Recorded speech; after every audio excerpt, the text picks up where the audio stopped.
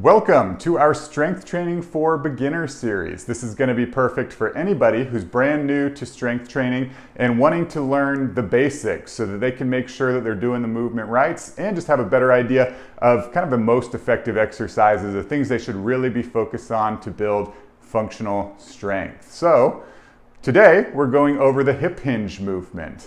This is probably the most important movement anybody who's interested in strength training should learn first for a couple of reasons. One, it's one that you use throughout the day. So again, anytime you're bending forward, lifting anything up off the ground, sitting down in a chair, you're going to use this hip hinge movement.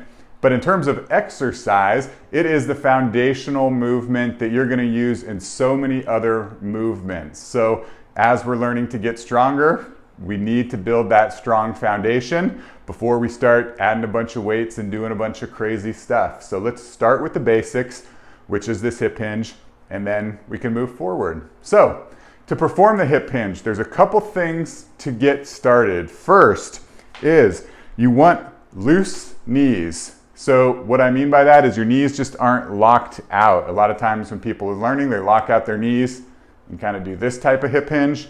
Not quite what we're going for. We want loose knees and then reach the hips back. So that's point number one that we're going to focus on. This movement is about reaching your hips back. So with my loose knees, I'm reaching the hips towards that back wall versus hinging by bending the trunk forward. Again, I'm still hinging at the hips, but my center of gravity gets so far forward. If I were to add any weight to this, I would already feel it on my low back. So again, first things first, loose knees, reach the hips back.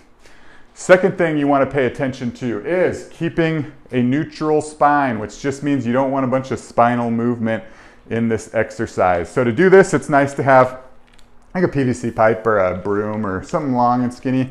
It's going to be touching 3 points. This is called the 3-point hip hinge. It's going to be touching the back of the head, mid-back, and your pelvis. And so as you perform the movement, you want to maintain contact with those 3 points. So again, loose knees, reach the hips back, keeping contact with all 3 points. So don't kind of bend so far forward that you lose contact with the back. More flexible people will sometimes have a tendency to kind of overarch their back and they'll lose contact with the middle. So just make sure as you reach your hips back, you maintain contact with those 3 points. You can do it without a pole as well. You just got to be, again, pretend like you have a pole there. Pay attention to your spinal movement. And the very third thing that we're going to pay attention to is how low you go. So again, it's nice with this pole. You're going to start loose knees, reach the hips back. Right about there, I feel tension in my hamstrings, and that's as low as you need to go with this hip hinge. Now, I could go lower, but look what happens.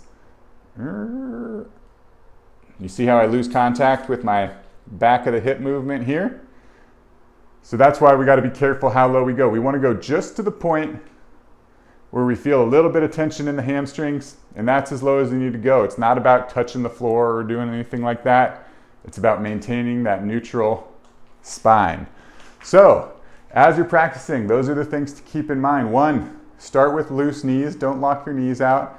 2, the movement is reaching your hips back towards the wall. 3, you want to keep your spine in a neutral position. And 4, you want to be careful how low you go. So again, probably stop before you end up going too low. So I'll kind of demonstrate 5 just so you can get a really good idea of what it should look like and then let you practice. So again, loose knees, reach the hip back, straight spine, excuse me, good. Just like this. And again, there's a lot of small things that can happen in the hip hinge, which we'll cover in another video. But for now, let's just stick to the basics and get you some practice with that movement. There you have it. I'm Dr. Baird with Performance Healthcare Online. Thanks for watching.